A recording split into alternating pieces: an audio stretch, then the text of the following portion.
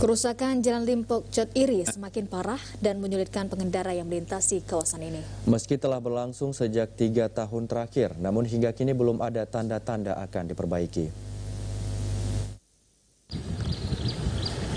Beginilah kondisi ruas jalan yang menghubungkan Limpok menuju Cot Iri, Kecamatan Krung Barunajaya, Aceh Besar.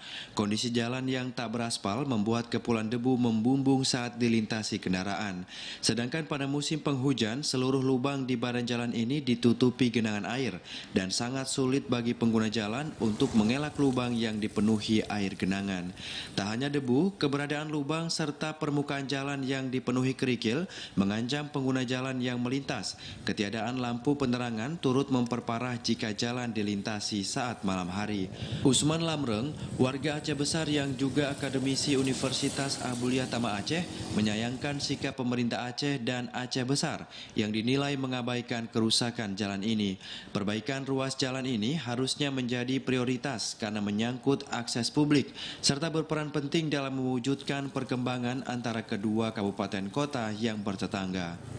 Menjadi skala prioritas program di 2022. Untuk apa juga musrembang? Musrembang itu kan hardnya dari desa atau dari kampung ke kecamatan, dari kecamatan ke kabupaten baru masuk ke provinsi. Kan jelas kenapa ini nggak masuk? Kenapa ini tidak menjadi skala prioritas?